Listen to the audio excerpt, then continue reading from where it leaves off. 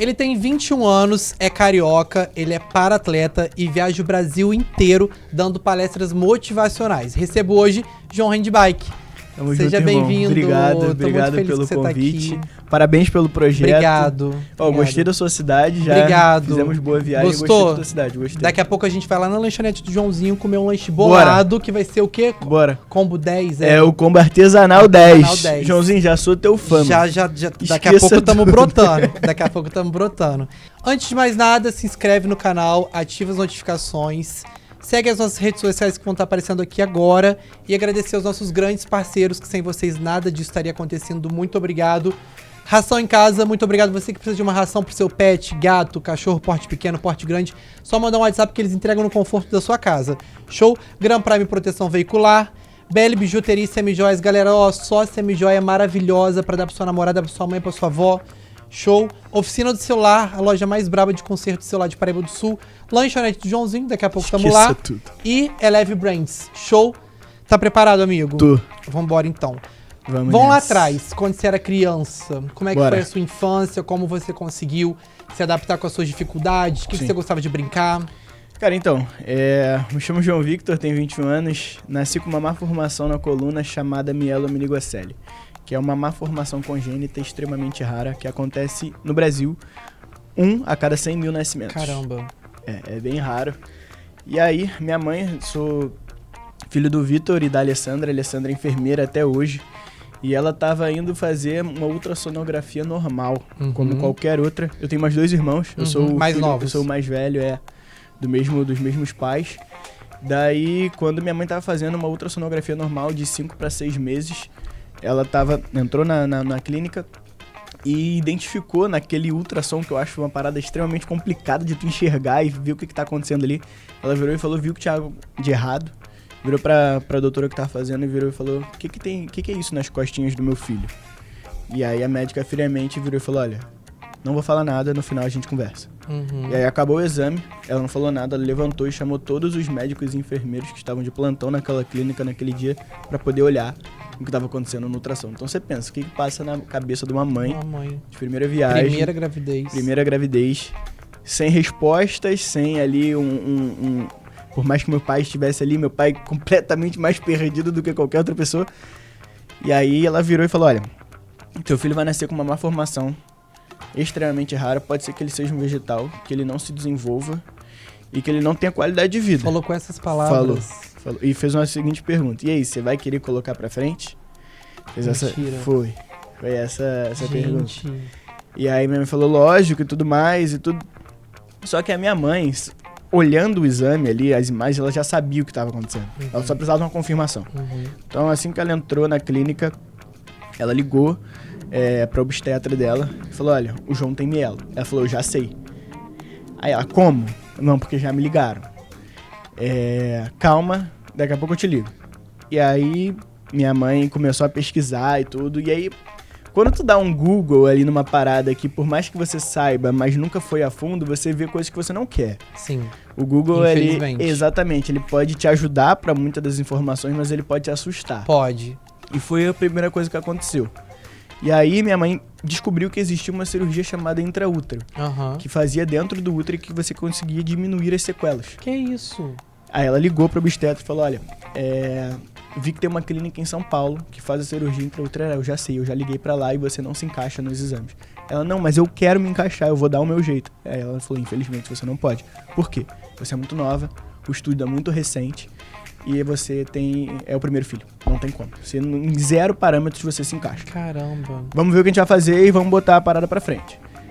E aí, minha mãe achou o melhor cirurgião da época ali, até hoje, o Dr. Gabriel Mufarrege, e ele fez o parto e tudo mais, fez a correção da medula, que ela tem que ser feita logo após o nascimento.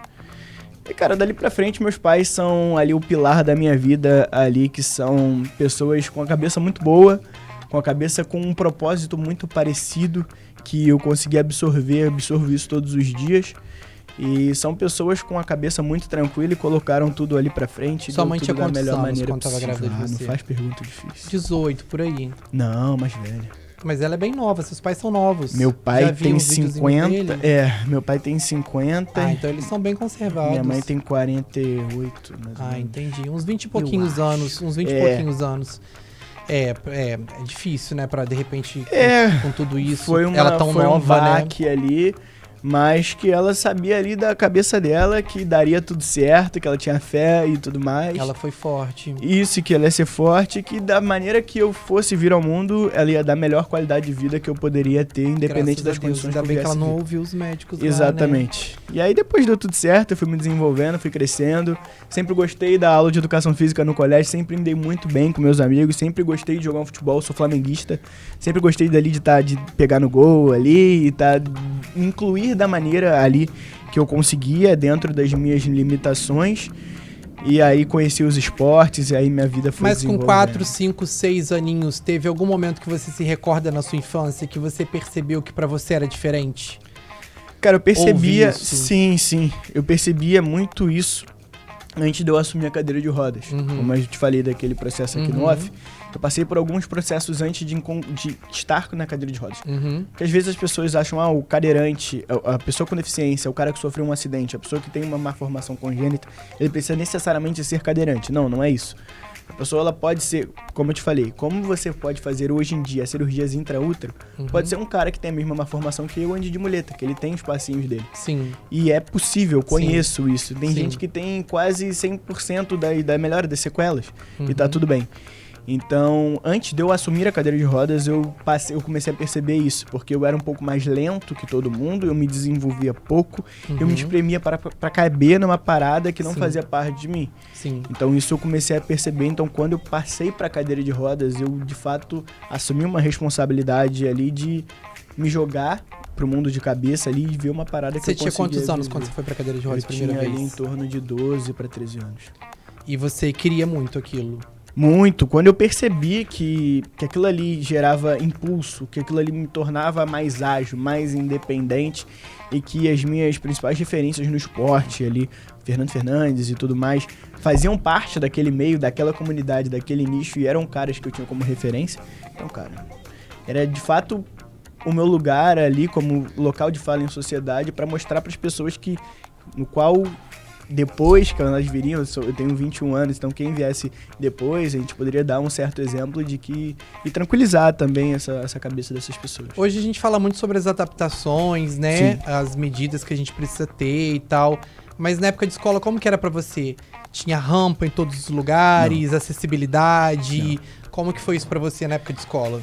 Eu sempre precisei me adaptar muito. Eu costumo dizer que não só na escola, mas como em sociedade. Como o mundo, independente do país no qual a gente tá, a sociedade ela tá preparada para um cara em pé e não um cara sentado. Sim. Então tá tudo bem para um cara sentado até ele ver uma escada, até ele não ver uma rampa, até ele ver um banheiro que só não entra a cadeira de rodas dele. E até aí tá tudo bem, mas e depois disso? O cara precisa ter uma vida. Sim.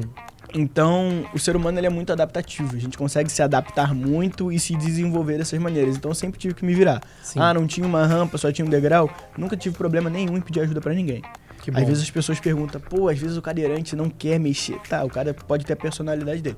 Mas eu respondendo por mim, irmão, se eu tiver alguma dificuldade, querer cumprir aquela parada ali e precisar de uma ajuda, esquece. A gente, antes aqui mesmo, a gente vindo conversando Sim. e tudo.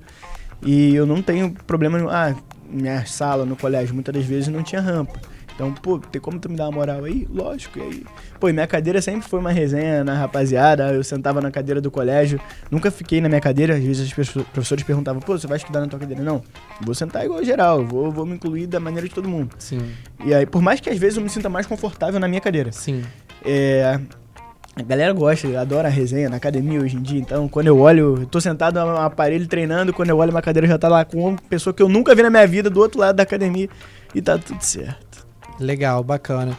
Que bom que você desde novo conseguiu entender que você teria uma vida boa. Sim. Mesmo tendo que se adaptar. Que sua vida seria normal. Isso, exatamente. Comum. Exatamente. Mesmo com essas adaptações.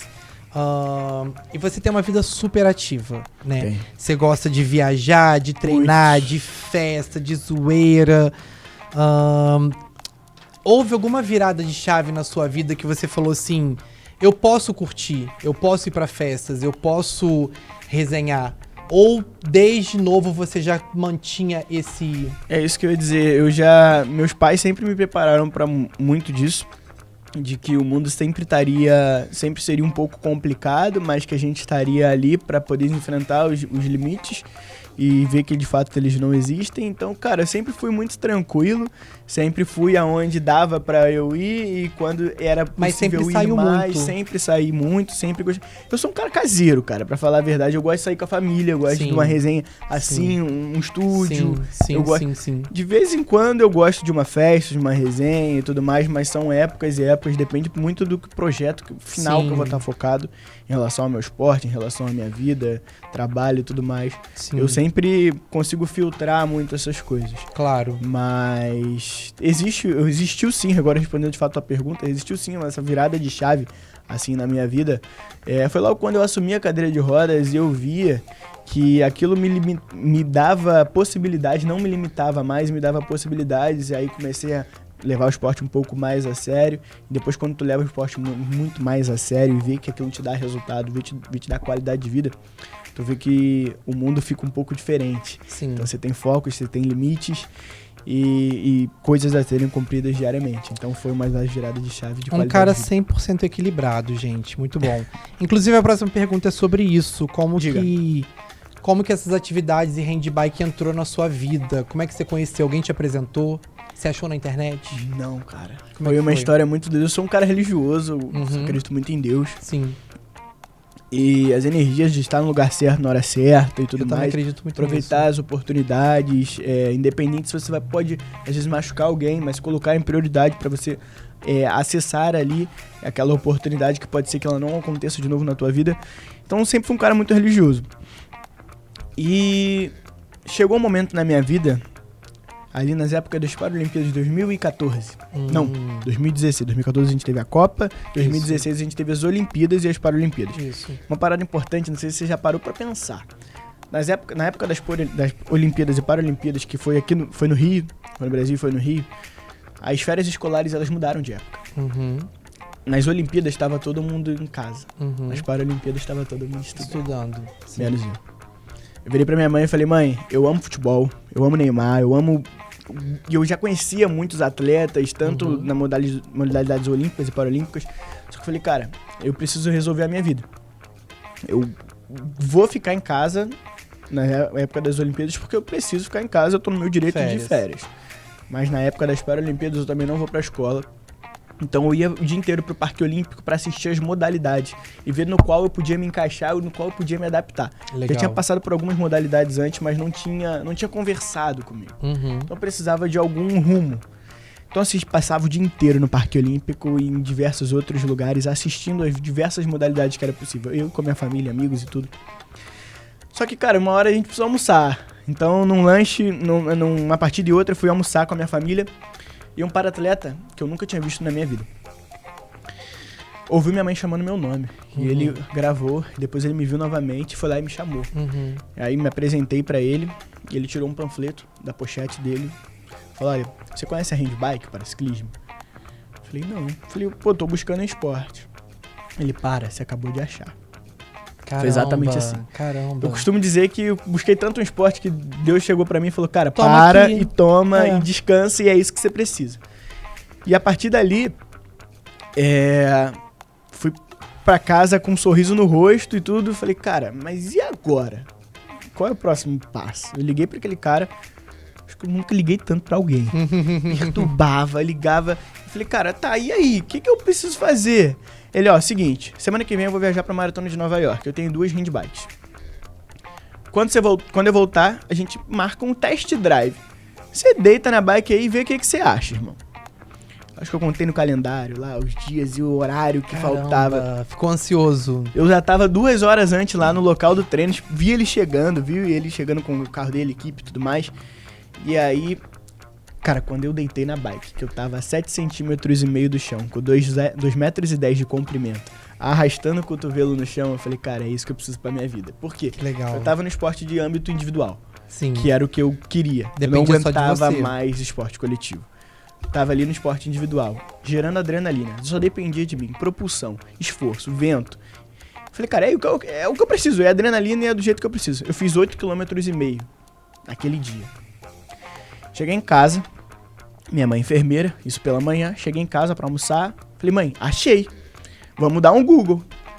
Nisso que eu dei um Google, a bike mais barata na época, a gente tá falando há anos atrás, a bike mais barata na época, para iniciante, custava em média 20 mil reais. Que isso? Na época. Caramba. E aí minha mãe falou, cara, é uma realidade muito longe da gente. Não tem como. Foi uma das únicas vezes que eu vi a minha mãe discordando e meus pais discordando de mim. Que era uma parada que era boa pra mim e que meus pais sempre foram muito ligados a mim. Foi uma das únicas vezes que eu ouvi uma parada, tipo... Sim. E eu não tava acostumado com isso. Eu tava, Eles vamos sempre pra te colocavam cima pra e é frente, nóis, e é isso. Falei, caraca. Falei, beleza. Só que eu não tirei aquilo da cabeça. No mesmo dia, quando eu te falo, pra estar no lugar certo, no mesmo dia, minha mãe sempre gostou de dar plantão à noite. Passava o dia com a gente, trabalhava à noite, de manhã ela tava com a gente novamente. Sim. Ela foi dar plantão naquele dia. E aí entra as redes sociais e tudo mais. Eu sempre fui um garoto que, por mais que meus números nunca tenham sido números estratosféricos e tudo mais, eu sempre tive ali a minha comunidade. Sim. E, cara, eu passava o dia inteiro no Parque Olímpico, postava e tudo mais, conhecia aquele cara, postava. Nesse mesmo dia, minha mãe foi pro plantão à noite no trabalho. Ela encontrou naquele mesmo plantão uma médica que ela não via há muitos anos. Que ela trombou com a minha mãe e falou, olha, o que o João quer? Eu vi que ele tá buscando uma parada lá no Instagram e tudo. Ele chegou com uma ideia de uma bike doida lá em casa que eu moro em apartamento, não tenho nem onde botar. Ela, não, mas me explica. E aí ela explicou, ela falou, não, relaxa, a gente vai resolver. No mesmo dia, os médicos que estavam de plantão, cada um deu uma coisa, compraram a bike no mesmo dia. Mentira. No mesmo dia. Caraca, você ganhou. E eu não sabia. Você ganhou. E 2 meses e meio depois, tinha uma caixa de 2,10 m na minha sala. Eu falei, Caramba, João. agora depende de mim. E aí a parada começou Agora tem que fazer acontecer, não pode ser fogo de palha, não. Exatamente. Tem que, caramba. Foi E aí você começou a treinar. E aí eu comecei a treinar. E eu não tinha idade pra poder ser um atleta profissional de paraciclismo. E aí o que eu comecei a fazer? Como eu te falei, uma bike 7,5 cm do chão. Se hoje, infelizmente, acontecem acidentes com ciclistas, imagina com paraciclistas. Sim. A gente tá muito escondido ali no chão, a gente não é visto. Sim. Então eu comecei a fazer corridas de rua com a minha handbike. Por exemplo, as maratonas, meias maratonas, 10 km, 21 km, 42 km. Eu comecei a me preparar porque ali a gente tinha um domingo com ruas fechadas, no qual a gente conseguia ali performar um pouco. Então foi isso. Me preparei dessa forma para que quando eu atingisse a idade, eu fui lá, me assinei, me tornei um atleta profissional e aí... Que bacana. Não é qualquer lugar que você pode sair com essa bike, né? Tem que ser um lugar... E não é mais a mesma bike. Sim, eu já mudei de equipamento e tudo mais, fizemos um investimento. Hoje eu tenho uma bike que ela não é daqui, eu tive que importar, uma bike 100% em fibra de carbono. E, cara... Eu não tenho problema nenhum em falar o quanto a bike custa. Até porque isso eu gosto de falar para as pessoas verem que o quão difícil é a vida da pessoa com deficiência investir no esporte no Brasil hoje. A minha bike hoje, ela custa em pé de 80, 85 mil reais. Que isso, gente? Um carro. Foi um investimento que... mais ou menos isso. É uma bike 100% em fibra de carbono, ela pesa 10, 12 quilos. Mas é uma bike que ela fala por si só. Quem entende, olha e fala, ele tá numa das melhores. É a top. É a top. E essa foi a sua segunda? Foi a minha segunda bike. Eu tenho a minha primeira até hoje, que eu uso para as palestras, pro evento que eu tenho também, voltado para pessoas com deficiência, para poder incluir essas pessoas no esporte. E ambas você se sentiu muito realizado ganhando, comprando? Muito. Da mesma proporção. Tá nenhuma dúvida. Há um tempo atrás você participou de um quadro do Domingão com o Hulk, né? Foi. E como é que foi isso pra você? Cara, foi um convite inesperado. Eu tinha uma assessoria de imprensa na época, que hoje eu não tô mais com eles. Enfim, a gente infelizmente teve alguns problemas que não cabe aqui, mas chegaram até mim. Às vezes as pessoas me perguntam, e João, você se inscreveu ou não? Chegaram até a eles e falaram, você tem alguma figura legal? Eu falei, cara, a gente tem o João. E aí o João foi lá e fez um teste, depois o João fez outro teste, o João respondeu uns 200 Google Forms com 200 informações diferentes, até que um dia me ligaram e falaram, pô, vem. Falei, vou, Claro. E aí fui, você precisa chamar alguém, porque era um quadro chamado, era do The Wall, que era um quadro de perguntas e respostas, Sim. só que você não responde. Quem te responde é um cara que tá numa sala e eu falei, cara, preciso levar alguém super Sem ver inteligente. nada. Falei, pô, vou levar meu médico. Estudou em Harvard, meu endocrinologista, dono de uma das maiores patrocinadoras. Falei, Escolheu vem. bem. Cara, ele falou, eu falei, você é o cara? Ele, não sou. Eu falei, cara, não é possível. Você é o único cara que eu conheço que você é capaz. Cara, estudado em Harvard, professor de tudo e tudo. Uhum. Perguntaram pro cara o time do Príncipe Williams, pô. No programa. Mentira. Eu nunca vi 50 mil reais ir embora tão rápido. Então Meu era Deus, muita mas grana que indo pergunta embora. aleatória. Às vezes caía uma pergunta de decide a ordem das cores da bandeira de um país lá da África. Meu Eu Deus, falei, cara, não, gente. foi pra que acabar isso? com o cara, enfim.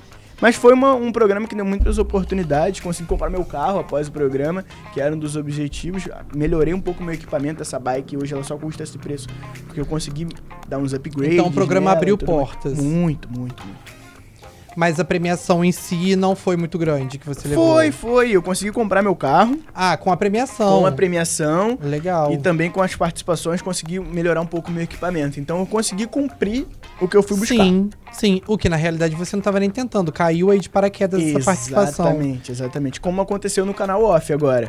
Eu tenho um documentário agora no canal Off que foi exibido tem mais ou menos um mês, 20 dias, um mês, que chama... Só sobre a sua vida? É o meu doc, Que É sobre a minha legal. vida. A gente atravessou os lençóis maranhenses de ponta a ponta de handbike. Eu montei uma handbike de trilha. A gente investiu, tem essa handbike. A gente montou uma handbike de trilha. A gente atravessou os lençóis maranhenses de ponta a ponta. Coisa que ninguém nunca tinha feito, porque a galera ia lá, ia gravar e depois voltava pra um hotel e tudo. O que a gente fazia? A gente começava a gravar às 4 horas da manhã. Eu não aguentava aquele diretor querendo ver o nascer do sol todo dia. Eu não aguentava mais ver a cara do sol. Audiovisual sempre tem essas Irmão, coisas, eu não né? aguentava Eles querem mais. os melhores takes. Mas era o mesmo take todo dia, Todo irmão. dia. Eu não aguentava mais. E aí a gente gravava todo dia de manhã. E aí quando a noite caía, a gente armava uma barraca e dormia no meio dos lençóis. Meu Deus. Então eu tive que comer bode, tive que comer... Assiste o doc. Tá Vou legal. assistir. E assistam também. João nas Rodas da Liberdade, tá lá Assistam na Globoplay, também. tá no canal Off passando diariamente. Quando eu lançar o podcast, vou lançar também o documentário pra Boa. galera ver. Boa. E você também foi o príncipe da Xuxa, brincadeira. Mas você teve... Você também teve algum trabalho com a Xuxa, como é que foi isso? Foi Cara, um filme? Foi literalmente de paraquedas. Também. Foi. Isso aí foi muito de paraquedas, porque eu sempre... No início eu era um cara tímido, não falava. Hoje em dia eu consigo falar bastante. Não parece. Eu era um cara muito tímido, cara, não gostava de aparecer. Daí o Instagram começou a me soltar porque eu comecei a ver que eu começava a motivar pessoas do mesmo nicho que eu, e isso me motivava bastante. E aí, eu tinha aquela assessoria na época, foi antes do programa do Luciano Huck, bem antes do Doc. E aí falaram, olha, você tem curso de teatro? Cinema? Não. Você já fez? Não, nunca fiz nada. Pô, a gente tá querendo um filme aqui, e o filme, ele é um filme infantil, chama Uma Fada Veio Me Visitar, foi pro cinema, hoje tá na Netflix.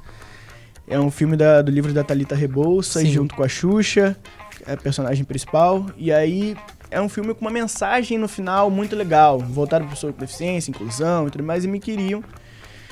E aí eu falei, cara, tá bom. Só que eu falei, pô, vou fazer figuração. Falei, não, cara, me botaram no elenco, eu tinha fala na parada. Eu falei, mano... Que legal. Foi uma experiência, eu atropelei a Xuxa no dia de gravação. Ai, meu Deus. Foi o pé mais caro que eu já passei na minha vida. Que isso, Primeiro dia de gravação, era uma cena de uma festa.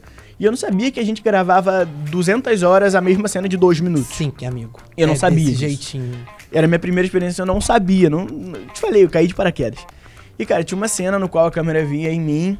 E aí eu precisava abrir e a Xuxa Não, ela aparecia, a câmera focava nela. Só que, irmão, tu gravava a tarde inteira a mesma cena. Teve uma hora que eu tava chegando pra trás. Quando eu olhei, tinha um pé. Falei, só não pode ser o dela. Quando eu virei, era o dela. Meu Deus. Aí Corta! assim. Pior que não, a cena foi ao ar. Mentira. Só que não dá pra ver. Só quem tava lá, todo mundo riu e tudo mais. Quem tava lá sabia que era a cena. Mas a cena, o diretor falou que cortou e deu cena e tudo, foi legal pra caramba. A Xuxa é legal? Ela é cheirosa, não é? Pô, sei lá, cara, se ela é Você não cheirosa. tava perto dela? Não, tava, mas... Dizem que a Xuxa é muito cheirosa. Ela é gente boa, Ela usa Monange. Ela é legal. O que é Monange? Que isso? Não, mentira. Galera de 2000 pra baixo, me ajuda aí. Vamos chamar ele de Enzo. 2000. Não, para. Vamos chamar ele de Enzo. Não, aí é muito forte, né? Amiga, Monange é um creme hidratante que a Xuxa fez comercial a vida inteira. Não tem como você falar Monange e não falar Xuxa. Tem, Edilane? Não tem como. Monange... Pô, gente, eu sou de 2004, calma. Vamos dar um desconto. Mas finge que a Xuxa é cheirosa, continua contando. Enfim, aí ela participava muito das gravações ali com a gente. Ela tinha ali, claro, o cantinho dela e tudo, mas ela é super gente boa. Bacana. E foi uma experiência bacana também. Foi. E me abriu portas. Hoje eu gravei Cartas pra Deus, que vai sair esse ano no cinema também. Legal. Foi um filme com uma mensagem muito legal. Me jogaram no elenco também. Bacana. É um filme com uma mensagem muito legal. Eu faço o papel de um rapaz que trabalha nos Correios. E que trabalhava nos Correios e era da sala do personagem principal, que é o Theo, que Theo teve câncer. E aí eu não vou dar spoiler, sim, mas o Theo escreve todo dia as cartas pra Deus. Que legal. É um filme muito emocionante. Você é o Theo? Não, eu não sou o Theo. E aí o Theo, eu sou um dos melhores amigos do Theo. E ali, cara, é um filme muito emocionante. Legal. Eu tô muito ansioso pra ver, eu não vi ainda. Legal. Você consegue enxergar que a sua dificuldade com a sua motivação te abriu portas? Com que certeza. Você ter unido as duas coisas? Sim. Que não é porque você é um cara esforçado ou não é porque você é um cadeirante. É porque você é as duas coisas. Sim. E isso te trouxe... Você consegue enxergar assim? Eu consigo perceber que faz parte de mim. Eu costumo dizer, irmão, até que a cadeira de rodas, ela não é um objeto, ela faz parte do meu corpo. Sim. Então, se o João hoje vai colocar um tênis diferente, se o João hoje vai colocar uma roupa diferente, o João vai lá e vai personalizar a cadeira dele. Eu tenho várias cadeiras, então consigo colocar uma roda diferente e tudo mais. Então, ela faz parte do meu corpo. Bacana. E eu costumo dizer isso através até de um amigo meu, que sempre foi um ídolo pra mim, o Fernando Fernandes, só que hoje é um amigo pessoal que eu tenho. Legal. Tá morando no Rio, então a gente se encontra e treina diariamente, praticamente. Fernando, uma vez, ele tava no aeroporto. E aí, um casal, duas moças foram tirar foto com o Fernando. Uma moça loira muito bonita foi lá tirar foto com o Fernando. Fernando tirou. E aí, ao invés dela ir embora, depois e tudo mais, ela virou e falou: sabia que eu já tive um namorado cadeirante? A Fernanda, eu também já tive uma namorada loira. Então a gente não tá falando de um cara que se limita e que tá falando de uma identificação de um objeto. Não, faz parte da vida daquele cara, faz parte da identidade do que ele proporciona em sociedade. Nossa, foda. Muito bom. Amigo, e você recebe convites pra palestrar pelo Brasil, pra vários lugares, e você gosta desse trampo? Cara, é minha principal fonte de renda. Legal. Hoje eu tenho a minha vida de atleta e tudo, minha vida de influenciador. Mas a minha vida de palestrante é no qual eu tô me profissionalizando cada vez mais. Eu acabei de passar por um workshop do Cláudio Vicente, que é um cara que palestra, é o maior palestrante do grupo Disney e de network do mundo. E eu passei pelos braços desse cara após o programa do Luciano Huck, ele me conheceu lá. E aí eu tô conseguindo palestrar ainda cada vez mais. Já palestrei em Florianópolis esse ano umas 3 vezes. Bacana. Mês passado eu tava no Paraguai, em Foz do Iguaçu, já palestrei em São Paulo. Mês que vem eu tô em Florianópolis novamente. Bacana. E é uma agenda que esse cara me ajudou bastante e é minha principal fonte de renda, sem nenhuma dúvida. Eu gosto muito de trazer essas mensagens para essas empresas. Legal. E você acha que você consegue impactar vidas através do seu testemunho de vida? E é o que eu falo para as pessoas. João, o que você palestra? Cara, eu falo muito de mim. Eu falo muito da minha vida, com muitos detalhes. Conto muitas vivências que a gente já passou, episódios. Trago isso por um storytelling para voltar também, para conversar ali com aquele público final daquela empresa, o que ela precisa, o que é aquela convenção. É para o cara vender mais, então a gente vai motivar aquele cara de uma forma na minha vida para aquele cara vender mais. Se é para um outro setor e tudo, enfim. Mas tem dado muito certo. Bacana. O que você acha que falta ainda na sociedade, ou no Brasil, ou nas empresas, ou enfim, pra gente ter mais acessibilidade? E aí, fala do jeito que você acha que, no caso, quando você enxerga isso, assim. Então, eu costumo dividir um pouco isso. Por exemplo, em sociedade, pra gente poder melhorar um pouco mais, eu acho que as pessoas elas precisam começar a tomar conta um pouquinho mais delas. Sim. Por exemplo, o que eu chamo de preconceito. Eu não falo que eu já sofri preconceito, eu falo que a gente vive ele todos os dias. Sim. E o que aquele cara, aquela pessoa acha de mim ou não, se acha eu um cara cadeirante, com dificuldades, tudo fala muito mais sobre ela do que de mim. Sim. Então acho que as pessoas, se elas começarem a cuidar um pouco mais delas, elas vão ajudar isso em sociedade. Mas quando a gente fala de dever público, quando a gente fala de donos de empresas, CEOs de empresas, eles é como se você estivesse dirigindo. Você precisa dirigir pra você e pra várias outras pessoas. Sim. Pra gente poder viver ali em comunidade e Sim. pela segurança de todo mundo. Então se aquele cara ali fizer o papel dele e pensar em todo mundo, a gente consegue uma melhor acessibilidade, uma melhor independência. E cara, passa muito da educação. Então, pô, se tu não tem uma rampa no teu estabelecimento e chega um cara cadeirante, pelo menos tu é bem educado com o cara ali, pô, o cara não vai sair dali reclamando, porque pelo menos ele foi bem assistido, se ele, pô, tu conseguiu ajudar o cara numa compra depois e tudo. É diferente do que o cara conseguir chegar na loja e não ser bem atendido, ou o cara também ter um degrau, não ter uma rampa e ainda ser maltratado, sabe? Então a educação passa bastante isso. Lugar de deficiente. Lugar de cadeirante sempre será onde ele quiser. Isso aí, muito bom.